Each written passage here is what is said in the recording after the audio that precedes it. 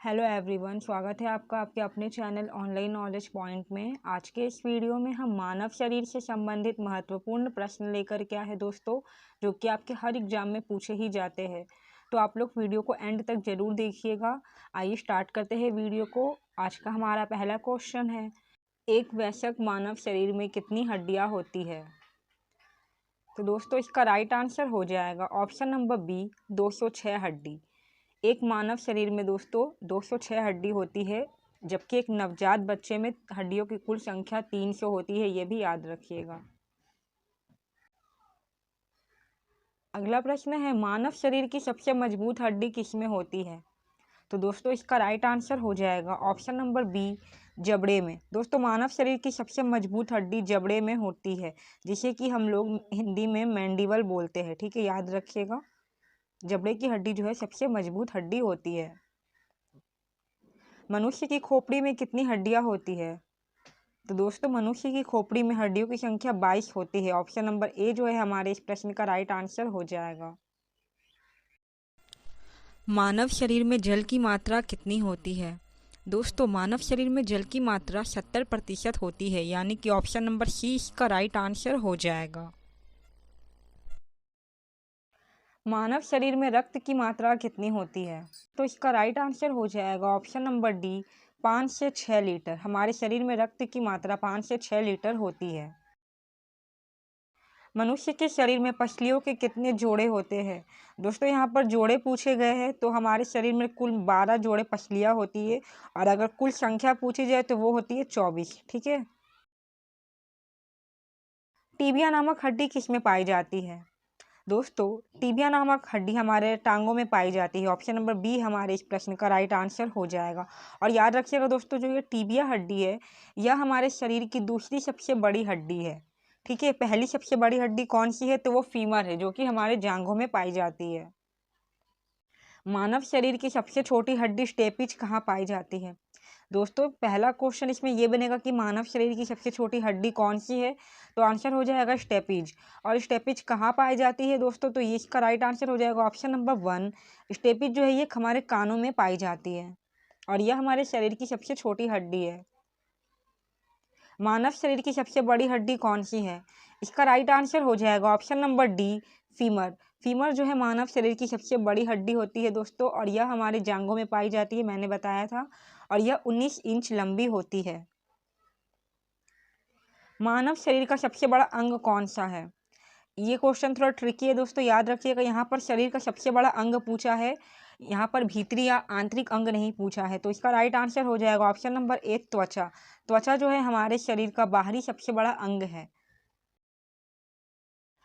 मानव शरीर में सबसे बड़ा आंतरिक अंग कौन सा है? दोस्तों यहाँ पर आंतरिक अंग की बात हो रही है, यानी कि भीतरी अंग की। तो हमारे शरीर का सबसे बड़ा आंतरिक अंग है यकृत। ऑप्शन नंबर डी जो है हमारे इस प्रश्न का राइट आंसर हो जाएगा। यकृत यानी कि लीवर जो है वो हमारे शरीर का सबसे बड़ा आंतरिक अंग है। मानव शरीर में पाचन का अधिकांश भाग किस अंग में संपन्न होता है? तो दोस्तों पाचन का अधिकांश भाग संपन्न होता है छोटी आंत में। ऑप्शन नंबर सी यानी कि इसका राइट आंसर हो जाएगा। मनुष्य के जीवन काल में कितने दांत 2 बार विकसित होते हैं? तो दोस्तों हमारे जीवन काल में कुल मिलाकर के 20 दांत जो है वो 2 बार विकसित होते हैं। और हमारे एक सामान्य मानव में कितने दांत होते हैं कुल मिलाकर के? तो वो होते हैं 32। ठीक है। मनुष्य के शरीर का सबसे कठोर अंग कौन सा है? तो दोस्तों इसका राइट आंसर हो जाएगा ऑप्शन नंबर बी, दांतों का इनेमल। दोस्तों दांतों का जो इनेमल है वो हमारे शरीर का सबसे कठोर भाग होता है, और यह कैल्शियम फॉस्फेट से बना होता है, याद रखिएगा।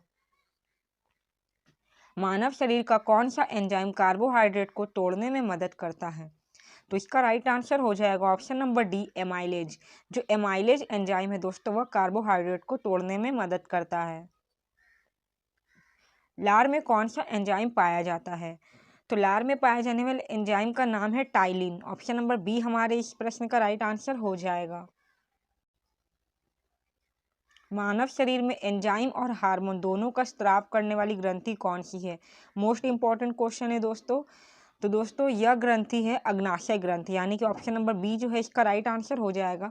दोस्तों अग्नाशय ग्रंथि जो है हमारे शरीर में वो एंजाइम और हार्मोन दोनों का स्त्राव करती है, इसलिए इसे हमारे शरीर की मिश्रित ग्रंथि कहा जाता है। मानव की पाचन नली लगभग कितने फीट लंबी होती है? तो मनुष्य की पाचन नली लगभग 32 फीट लंबी होती है। ऑप्शन नंबर जो डी है हमारा इसका राइट आंसर हो जाएगा। मानव शरीर में गुणसूत्रों की संख्या कितनी होती है? तो दोस्तों यहाँ पर गुणसूत्रों की संख्या पूछी जा रही है, तो इसका राइट आंसर हो जाएगा ऑप्शन नंबर सी 46। हमारे शरीर में गुणसूत्रों की संख्या 46 होती है, और अगर जोड़े पूछे जाए तो वो होते हैं दोस्तों 23 जोड़े। ठीक है, ये भी याद रखिएगा। मानव शरीर के किस अंग को शरीर का रासायनिक कारखाना कहा जाता है? मोस्ट इंपॉर्टेंट क्वेश्चन है दोस्तों, ये एग्जाम में पूछा गया है कई बार। तो इसका राइट आंसर हो जाएगा ऑप्शन नंबर बी यकृत। दोस्तों जो यकृत है हमारे शरीर में, इसे रासायनिक कारखाना भी कहा जाता है। लार किसके पाचन में सहायक होता है? तो दोस्तों इसका आंसर हो जाएगा ऑप्शन नंबर बी स्टार्च। लार जो है वो स्टार्च के पाचन में सहायक होता है। मनुष्य की मुख गुहा में किसका पाचन प्रारंभ होता है? तो दोस्तों हमारी मुख गुहा में जो है कार्बोहाइड्रेट का पाचन प्रारंभ होता है। ऑप्शन नंबर जो सी है हमारे इस प्रश्न का राइट आंसर हो जाएगा। पाचन क्रिया में प्रोटीन किस पदार्थ में बदल जाते हैं? तो पाचन क्रिया में प्रोटीन जो है वो एमिनो अम्ल में बदल जाते हैं, यानी कि ऑप्शन नंबर ए जो है हमारे इस प्रश्न का राइट आंसर हो जाएगा। मानव शरीर में कौन सा अंग ग्लाइकोजेन के रूप में कार्बोहाइड्रेट को जमा करता है? इसका राइट आंसर हो जाएगा ऑप्शन नंबर डी यकृत। यकृत जो है दोस्तों वो हमारे शरीर में कार्बोहाइड्रेट को ग्लाइकोजेन के रूप में जमा करता है। मानव शरीर की सबसे छोटी ग्रंथि कौन सी है? दोस्तों यहाँ पर सबसे छोटी ग्रंथि पूछी जा रही है, तो दिए गए ऑप्शन में इसका राइट आंसर हो जाएगा ऑप्शन नंबर डी। जो पिट्यूटरी ग्रंथि है यह हमारे शरीर की सबसे छोटी ग्रंथि है। मानव शरीर के किस ग्रंथि को मास्टर ग्रंथि कहा जाता है? तो दोस्तों इसका राइट आंसर हो जाएगा ऑप्शन नंबर सी पीयूष ग्रंथि को हमारे शरीर की मास्टर ग्रंथि भी कहा जाता है। शरीर में सबसे बड़ी अंतःस्रावी ग्रंथि कौन सी है? तो मानव शरीर की सबसे बड़ी अंतःस्रावी ग्रंथि है दोस्तों थायराइड ग्रंथि। ऑप्शन नंबर ए यानी कि इसका राइट आंसर हो जाएगा। पीनियल ग्रंथि कहाँ स्थित होती है? तो दोस्तों पीनियल ग्रंथि जो है वो हमारे मस्तिष्क में स्थित होती है। ऑप्शन नंबर बी इसका राइट आंसर हो जाएगा। और दोस्तों पीनियल ग्रंथि को हमारे तीसरा नेत्र भी कहा जाता है। मानव शरीर में रक्तचाप किस ग्रंथि से नियंत्रित होता है? तो दोस्तों इसका राइट आंसर हो जाएगा ऑप्शन नंबर ए अधिवृक्क ग्रंथि। हमारे शरीर में रक्तचाप जो है वो अधिवृक्क ग्रंथि से नियंत्रित होता है। जीवन रक्षक हार्मोन किस ग्रंथि से स्रावित होते हैं? तो दोस्तों इसका राइट आंसर हो जाएगा ऑप्शन नंबर ए एड्रिनल ग्रंथि। जो जीवन रक्षक हार्मोन है वो एड्रिनल ग्रंथि या फिर अधिवृक्क ग्रंथि से स्रावित होते हैं। कौन सा हार्मोन लड़ो उड़ो हार्मोन कहलाता है?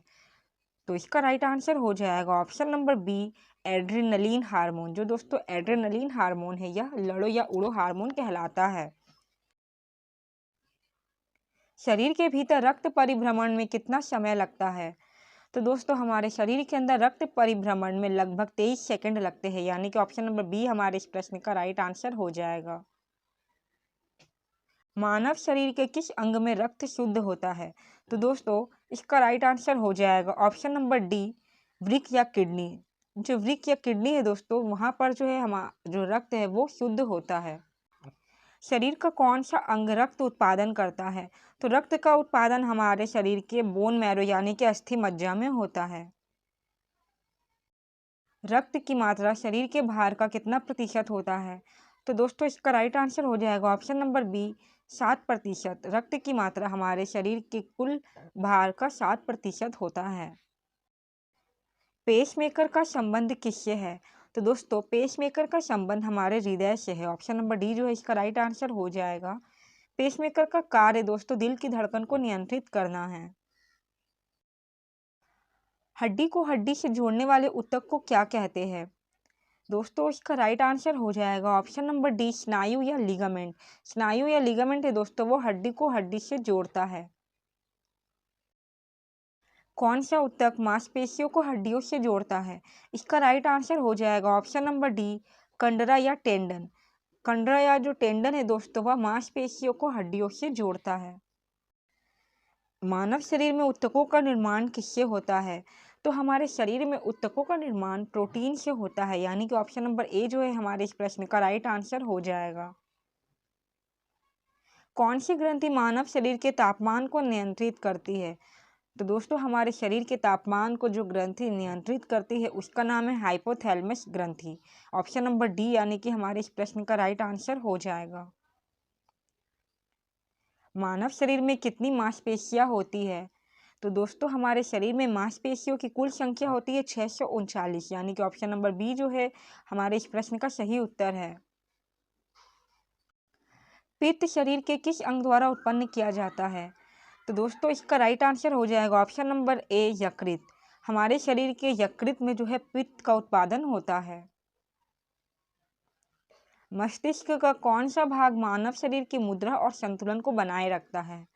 तो इसका राइट आंसर हो जाएगा ऑप्शन नंबर सी सेरेबेलम या फिर अनुमस्तिष्क। जो सेरेबेलम है दोस्तों यह हमारे मस्तिष्क का वह भाग है जो हमारे शरीर की मुद्रा और संतुलन को बनाए रखता है। मनुष्य के मस्तिष्क का सबसे बड़ा भाग कौन सा है? तो दोस्तों हमारे मस्तिष्क का सबसे बड़ा भाग है प्रमस्तिष्क, जिसे हम लोग सेरेब्रम भी कहते हैं। मानव शरीर की किन कोशिकाओं में सबसे कम पुनर्योजन की शक्ति होती है? तो दोस्तों इसका राइट आंसर हो जाएगा ऑप्शन नंबर ए मस्तिष्क कोशिकाएं। दोस्तों हमारे मस्तिष्क में जो कोशिकाएं है उसमें सबसे कम पुनर्योजन की शक्ति होती है, जबकि दोस्तों जो हमारे यकृत में कोशिकाएं है इसमें सबसे अधिक पुनर्योजन की शक्ति होती है, ये भी याद रखिएगा। मानव शरीर में कौन सा तत्व सबसे अधिक मात्रा में पाया जाता है? तो इसका राइट आंसर हो जाएगा ऑप्शन नंबर ए ऑक्सीजन। हमारे शरीर में दोस्तों ऑक्सीजन जो है सबसे अधिक मात्रा में पाया जाता है। यह हमारे शरीर के कुल भार का 65% होता है। मनुष्य में मेरुदंड से कितनी जोड़ी तंत्रिका निकलती है? दोस्तों इसका राइट आंसर हो जाएगा ऑप्शन नंबर सी 31 जोड़े। हमारे जो मेरुदंड है उसमें से 31 जोड़ी तंत्रिका जो है निकलती है। मानव शरीर में नाइट्रोजनी अपशिष्ट को हटाने के लिए कौन सा अंग जिम्मेदार है? तो दोस्तों इसका राइट आंसर हो जाएगा ऑप्शन नंबर बी गुर्दा या फिर किडनी। ठीक है, हमारे शरीर के जितने भी नाइट्रोजनी अपशिष्ट पदार्थ होते हैं उसे हटाने का काम जो है वो गुर्दा या किडनी का है। गुर्दे की कार्यात्मक इकाई क्या है? इसका राइट आंसर हो जाएगा option number C nephron. Kidney की कार्यात्मक इकाई नेफ्रॉन है। मूत्र का पीला रंग किसकी मौजूदगी के कारण होता है? तो दोस्तों इसका राइट आंसर हो जाएगा option number D urochrome. Urochrome की उपस्थिति के कारण मूत्र का रंग पीला होता है।